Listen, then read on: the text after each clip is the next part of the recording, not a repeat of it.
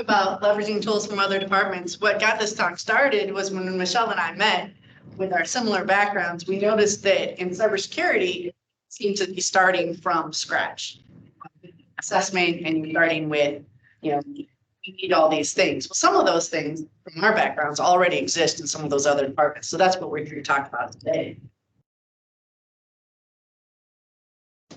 So the first step in every security framework is a set of security requirements is identify the critical systems and assets. And we're going to take a step back now and talk about OT and industrial controls. So in IT, your assets are computers, data, and everything. And certainly data is still there in OT. OT is a little different than industrial control systems. So industrial controls, we have electric and power grid, gas, manufacturing. Building maintenance, thank you. And OT processes are a little different. You can have discrete processes, which are manufacturing, where everything is in a continuous processes, which is like the power grid. You have batch processes, which is like mixing things together. And then you have, of course, the type of processes as well. So the industrial control systems and works through the Purdue model. So this was started by Theodore Williams, professor of chemistry and electrical engineering, obviously from Purdue. So on level 0, we have all the devices themselves. That's the physical process, and the actuators and the sensors all work. Level 1 is specifically for those sensors. And level 2 is the supervisory systems for in a manufacturing area. That's going to be for a cell or a local HMI, which is a human machine interface, to work on those systems specifically. You get into level 3, your plant wide, your scheduling is, your reliability is, stuff for the plant. Once you get into past level 3, you're back up in the enterprise zone and you're interfacing with IT at that. Usually there is a DMZ zone so that the control systems are isolated from the rest of your IT area. So that's, referring to when we're talking about IT security, which most people are familiar with, the top zones. And then as we start into those lower ones, we're talking about OT. And so that's where you get more of the business specific devices, right? Whereas on the IT side, we might have a few of those, but on the OT side, that's the majority of what we're dealing with. And so that's where we start to run into some of the challenges on how to secure OT systems, because some of our typical cybersecurity tools that we would use, they don't, some of those we can apply, but some we can't. So in order to figure out how to secure operational technology, we really have to understand the processes, understand the system, understand what that purpose is. And it gets a little more complex because with the OT pieces, rarely is there something standalone, right? You have legacy systems, because the most plants, most power, manufacturing locations, I mean, they weren't built in the last couple decades, right? They were built like half a century ago. So, and they were built with equipment the purpose was to last, right? So they don't get replaced often. They get updated. We maintain them, we keep them up, but we're not like on the IT side where it's a standalone thing and we can just kind of replace this computer or update. On the OT side, we're talking about integrated items, right? So rarely, again, do you have anything that's, not built and talking either physically, integrated with something and then talking with things as well. So that's where some of the challenges come in. Your legacy equipment, it's owned by other teams, right? So now you're having to, interact with the other teams and to get to understand those. And then there's also some prototype, protocols as well. So a lot of the tools we like to use on security, they might not work with these other prototypes. And back then there was a lot of proprietary prototypes as well. Now there's some more basic ones, but even those, like some of the very similar or common ones that are used in OT, like Modbus, I mean, they'll use from the OSI model level 1 and 2 and then 7. And then like BACnet uses 1, 2, 3, and 7. So a lot of our security stuff's in those middle layers, and so those don't use those. And even if you have an area that has, the more TCP/IP area, those are still talking to things that they're integrated with that have those other protocols. So these are some of the challenges that come up when we start talking about operational technology. And this is just some of those protocols that we would use there. And then the other thing that comes up right with OT is now safety comes to the forefront. Whereas on IT, we're worried about confidentiality, availability and integrity. Now OT safety comes to the forefront of that as well. So you're still worried about those, but you have those other pieces. So one of the tools and what we'd like to kind of do next is talk about some of these other teams that, again, already have tools that you can kind of leverage because, again, OT, to be able to secure that, you have to understand, right? And you have to understand what they're doing. So one of the tools, the first tools I'd like to talk about from engineering, usually owns it, is a risk prioritization tool. And I've used it many times to kind of get to know very quickly. So I've had to set up many factories. I've had to go change factories. So to understand very quickly, it's a tool that I've used, and it's called FMEA. It's Failure Modes Effects Analysis. If you, I know some of you came bedside, so you guys are probably very familiar with it. This was made in like the 1940s. It's been around for a long time. But basically what it is people go through and they'll, if they're looking at a product price, they're looking at the components and then the subassemblies. If they're looking at it process-wise, they're looking at the process and functional, the functionality. But they'll go through each of those and they'll say, okay, how can this fail? What's the severity or impact of that failure? And then they'll look and say, well, what's the probability of that?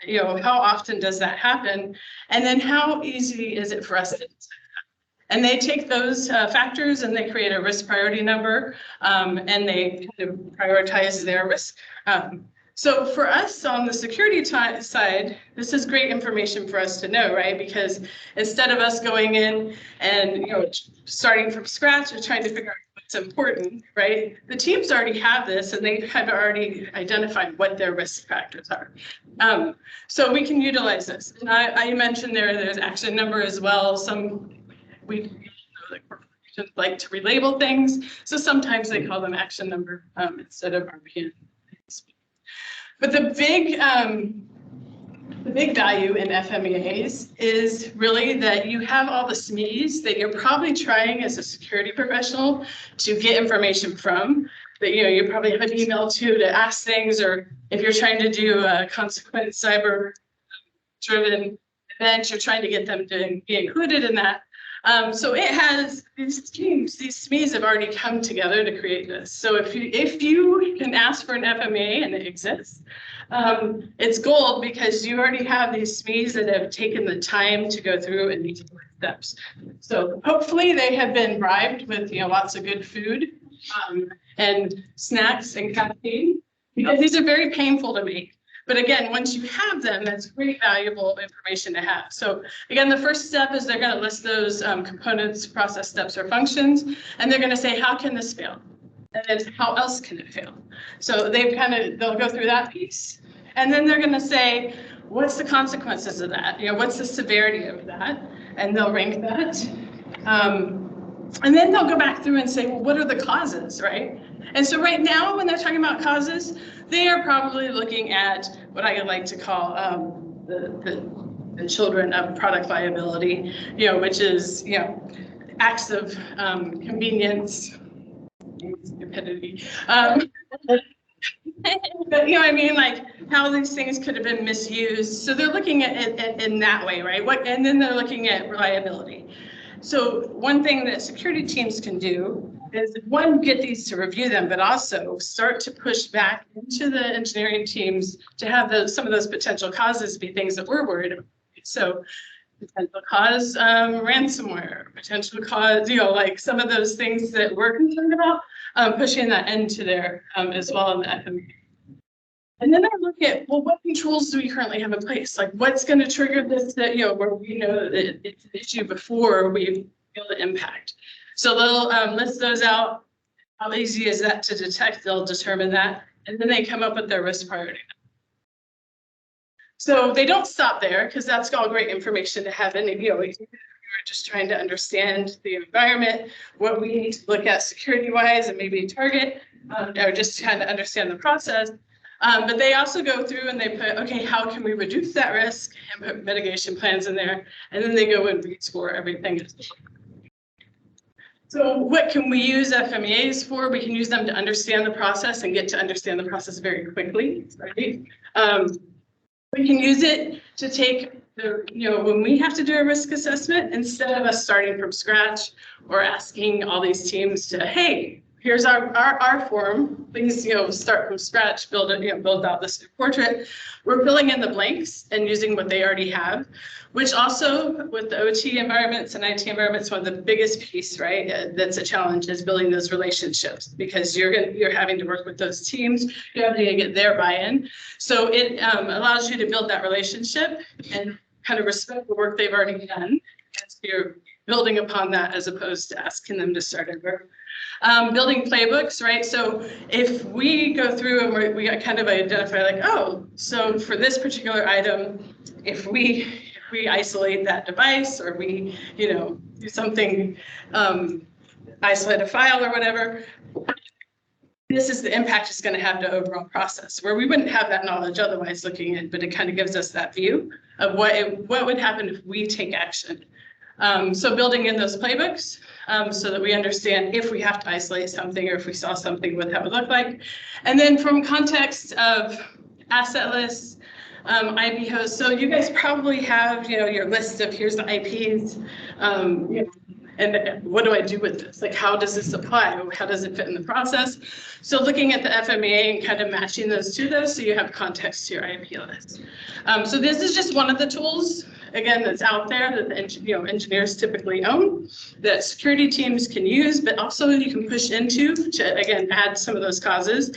And when I say that, like, part of that is, there's, these teams own this equipment and it works, and they sometimes get, a little sensitive about adding things to it, right, for the security purposes that might make it not work. So if you can use their language and start putting into their risk, and so when you add your item in there, then your risk goes up to the top of that priority list, right? Because if you had cybersecurity in there, the ability to detect that right now is probably so that's going to raise that score. The probability of that, I mean, we can't really say, but we kind of have to put it on the higher level. So then that kind of puts it in their score, and it gives them some leverage, one, to go and ask for additional funding to help make those changes, and then also just some higher context and in their language of what those risks are.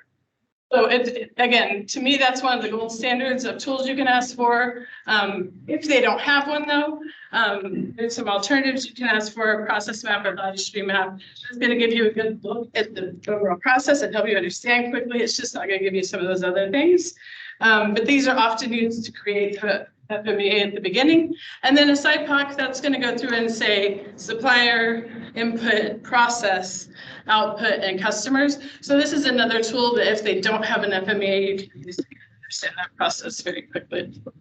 That's just one area from the engineering side. I'm going to let Ann talk about some areas from safety and quality that we can look at. Before I jump into that, I realized I forgot we have props. So if you're wondering what industrial controls look like, you're going to control it. Here. And so when we talk about integration, like you're not going to, you'll have this piece, the two smaller pieces, I think, they use BACnet protocols. So, I mean, you're never going to have those individually. So if you want to make changes, you can't just, change something out because it's integrated with everything else. So that's where some of that resistance is, and you have to understand how that's integrated. And this probably goes to an actuator or something. So when you start changing these, you're changing that, which makes it exciting. So let's move on to safety and quality. So one of the documents that safety and quality keep track of is an 8D. Now, usually 8Ds are used after an incident. And these are physical incidents. So quality spills happen, safety incidents happen.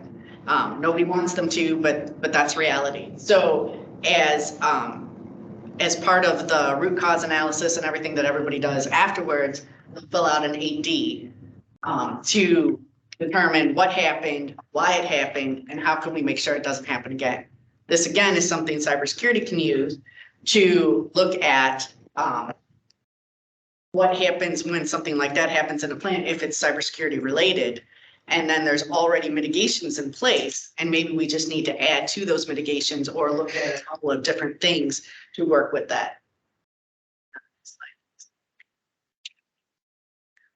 Job hazard analysis form is along those same lines. This looks specifically at the worker and their work environment and what that looks like. So if you've got somebody in a plant that works with a bunch of tools that are coming online, they've got, again, mitigations in place. They've looked at the hazard so people don't get hurt. But what happens if there's a cybersecurity attack on the tooling? And so you can use that again to work with these documents that they already have in place. So just to summarize, hazard analysis can have an effect on, or safety and cybersecurity can have an effect on hazard analysis. And by looking at the response plans, again, you're building those relationships with the people in the plant and working with them with the stuff they already have, which we think helps out to make them a little more, I don't want to say friendly, yeah, have more buy-in to what you're doing. And then you're understanding their world a little better too. Okay. The next, we're going to go through quality and sourcing, supply chain, essentially. Often, especially with smaller manufacturers, they're not going to have an FMEA. Sure, Raytheon, Boeing, GM, the top suppliers of GM, Lear, will have FMEAs. They're forced to, right? But once you get down to the mom and pops, they're not going to have that. They don't have that people to do it. They don't have the bandwidth to do it. But what the tier one suppliers will have supplier source. Let me try that again. Supplier scorecards, so that they've gone out and evaluated the supplier. They've gone through a questionnaire to talk about what the suppliers can do, what they have, what their equipment looks like, what their processes are, and you can add cybersecurity as an input into that, or put it into the contract up front to say, you know, hey, what about these things? And it's just a few questions for them. It's not, you know, as a small business, they're not just going to have all of that time and stuff to do that. So this is a good to get them talking about cybersecurity and looking at their stuff as well.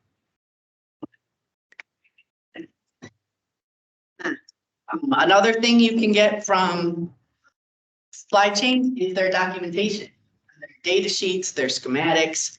That talks about their parts. In industrial controls, it is, I think still is kind of common that on the first page of the data sheet, it'll have the admin password. But that's good to know, right? So then you know that that's available.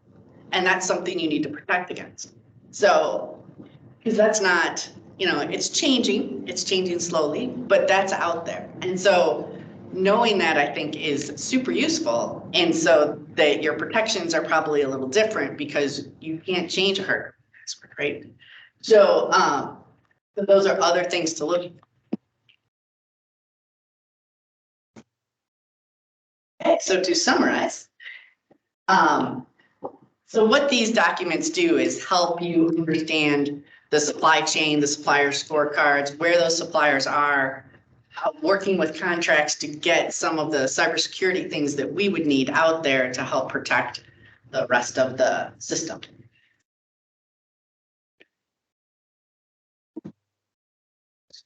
And finance. You want me to do that? So I can. So finance is often all about inventory. And inventory can be a monster, right? But by doing inventory and what the financial people force the rest of us to do is that you now have insight into existing assets. What did they already buy?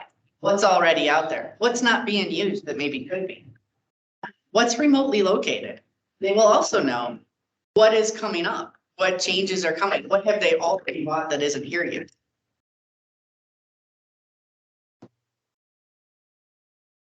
One of the other things to remember as in industrial controls, as Michele mentioned, you're looking at years of use of equipment.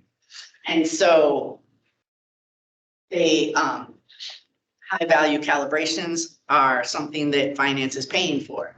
High value maintenance, and those are going to be your critical assets of what they're taking care of up front to make sure it continues to last for 20, 30 years.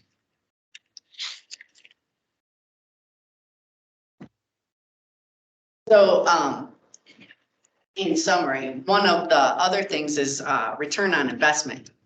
So chances are you walk into a place. I walked into a manufacturing facility, say on the west coast of Florida, and they're using Commodore 64s for their testing. It's really cool. He needs the Commodore 64 engines, right? Everybody's shaking their head like, oh, you know what? It still works. Still works, and that's key. And so there's probably been, somebody has walked into that plant and gone, oh, God, you're still using Commodore 64? We should upgrade. So somewhere out there, there's been a study done on what it would take to upgrade their 50 test cells, pull that into Windows 10 or whatever, and how they'd have to change the programming and how they'd have to change the setup. So that information exists, and that's something else you can get from finance when you're looking at what do we need to upgrade? What is that going to take?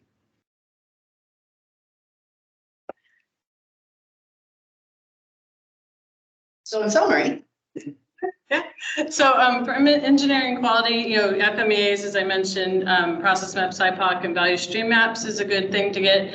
Safety and quality on those response plans as well. You can push it so when we have a cybersecurity response plan, right, we're going to, again, trying to introduce something new. But they already have existing response plans for, safety incidents and quality. So I highly recommend reviewing those and seeing if you can modify those to utilize, so you're not introducing a new one. But also on those plans, making sure the cyber team is added to the communication plan. Because what you don't want is there being a safety incident over here, they've shut down the factory, you got your cyber team over here seeing the log shut down and going, what's going on? And, as this team's trying to investigate. But if they're part of this, the communication plan, and you push that into there, your team looking at the logs and all that is already going to know what's going on. And then so they're not having to chase down something that they don't need to. So we're saving time there. And then they're also possibly looking and seeing, was there any cyber reason that caused that as well. And then for sourcing and quality, the vendor scorecards, as Ann mentioned, we're already having a touch point with vendors. We're kind of analyzing them. If there's certain roll down requirements for cybersecurity, definitely include sourcing team. It's with one touch point. You're not confusing them with another team asking the vendor for requests. And then data sheets, and then vendor audits and schematics. And that goes into some of the product integrity, right? Like if you're doing your product review, you want to know what we actually purchased. That's where you're going to, the vendor sheets from purchasing to see what actually came in as well. And then finance, just that asset inventory insights that you might not have. We have those remote locations. Everybody's always like, what's over there in that substation? You know what I mean? So they make everybody do annual inventories. So they're going to have at least a starting point. Some items might have been depreciated, so they might have fallen off, but at least they'll give you a good start for that. They know what they've approved. They know what they purchased. It's kind of follow the money as opposed to, it's just another way to go about it, because a lot of our tools, again, we're trying to do some scans and stuff. We might not pick up some of those things. And we're definitely not going to pick up the things that were purchased and are sitting on the shelf waiting to be implemented. But finance will be able to tell us that as well.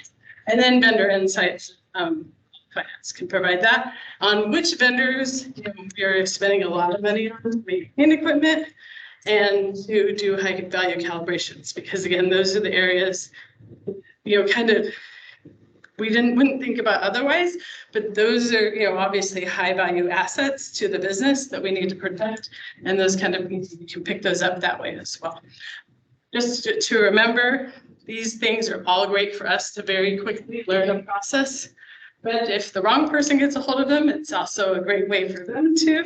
So I definitely recommend any of these documents being included in your DLP programs, having the right sharing permissions, all of that as well. Any questions? How do you handle pushback from the business in general? So this is what I like. So I typically, finance team, I like to find the ally in the finance team. And I usually find that person, if you're remote, it's harder, but that looks like they work in IT department that has the monitors and stuff. I like to find them so I can understand. Kind of, Ann was talking about that ROI piece. Like, what do they use to make decisions on what we can change or what that ROI is, and how are they measuring that? So that way, when I use them to make sure if I have any new programs or anything, I get them. They're the first people I train. I get them in and on board on those. I use them as a stopgap in case other initiatives are coming in that might that. But then I also understand, what does it take to get things, for the CapEx, for all that? What are they looking for there, so that I can understand that, and then start building our requests with the information. And like, as I mentioned, putting on the FMEA and putting in now the risk into the OT team has probably been fighting, to get funding for changes. Now, when you have that cyber piece in there, you can pull in kind of the cyber budget into that a little bit as well, and help it get that buy-in. And definitely, the buy-in from the finance team, but then the team, the engineering team, and the teams that are supporting it, most of them have the knowledge they have, and like, that they've already done this work. So instead of asking them to just fill out something new, see the tools they already have.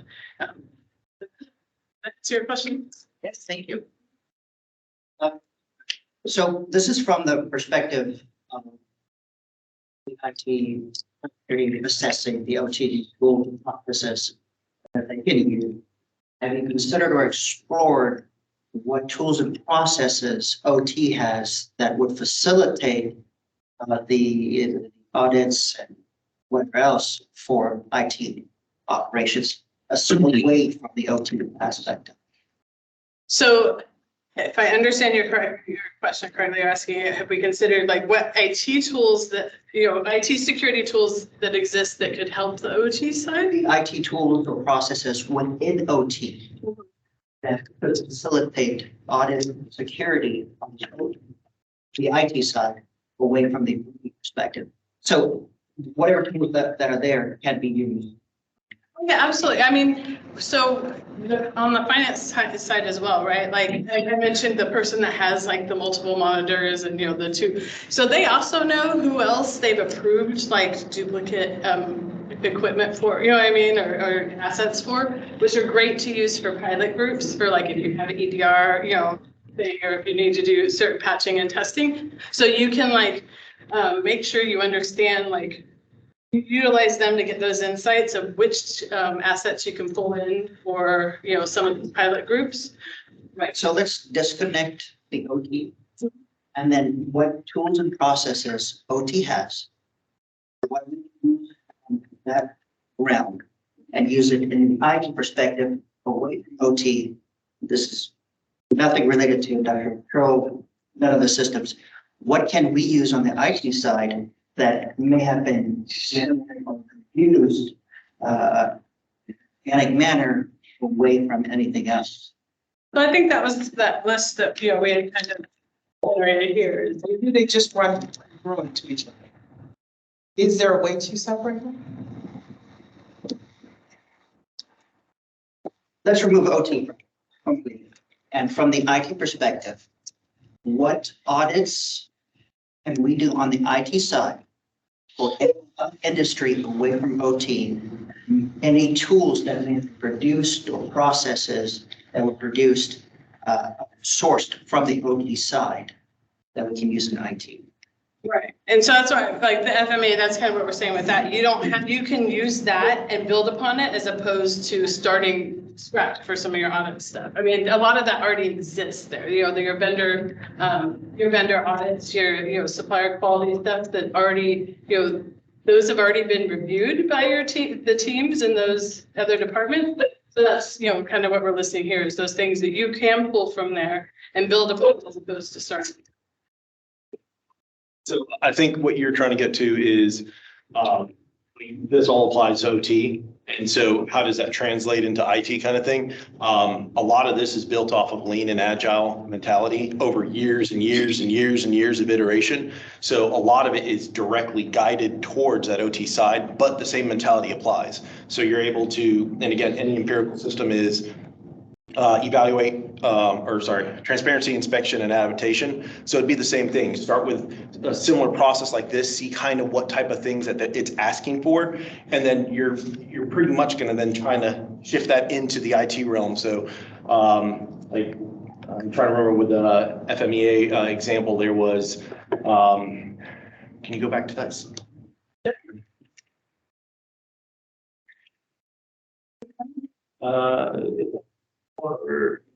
Yeah, so that go back one forward one. So this kind of idea here, you have your playbook or your plan. You're gonna and again, this kind of follows in regards to the OT side, but on the IT side, you have the same type of mentality where, okay, you have some type of risk that we need to mitigate. Okay, here's the mitigation plan, here's the risk. Reevaluate afterwards, because if you just think a plan is gonna successfully cover it indefinitely, then you're opening yourself back up. So the FMEA kind of idea, we consistently go back through and, okay, there's a new score, that's still not acceptable. Let's go back and iterate again, try to walk through it. So getting that type of visibility so that way you can act on it, I think is what's important. I think a lot of these documents that there have been shown have been iterated year over year over year to get to kind of a standard for that type of industry.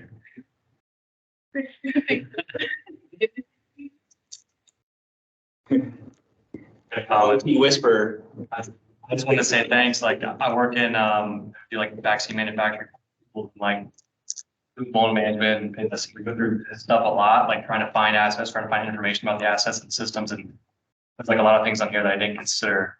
It's not my area of expertise of this thing stuff, and unless you luck out, sometimes it's really difficult to find the information. Like we lucked out in a lot of cases, like they actually installed our agent on the box, and now we know we can extrapolate a lot off of that. But without this stuff, it's crazy. And the slides will be available. If not, our emails can be sent. Yeah, we can. Maybe I'll just come up I after. think they recorded it. Yes. The pilot for this particular track, so hopefully we'll make it either YouTube. You guys will figure that out, and then I'm going to work to see if I can make the slides available for, make sure it's okay for the speakers and some sort of public repository related to BSides. Or is your contact information at the end slide? You can add it. Great. Make my CISO very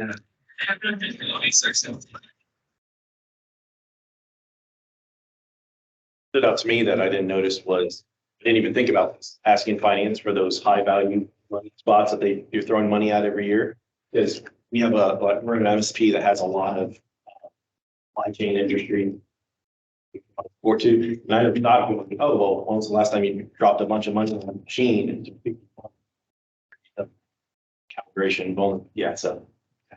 When we think about when you're in security, is insights. It's really good. The other area, I don't think we had it on the quality one, but kind of similar to that on the calibration side is like if the company is ISO, there'll be a master calibration list.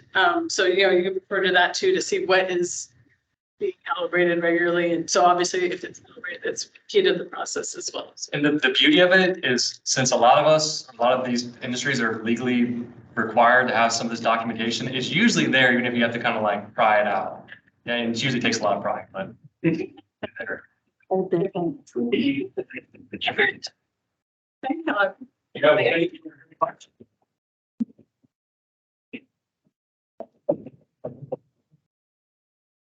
Take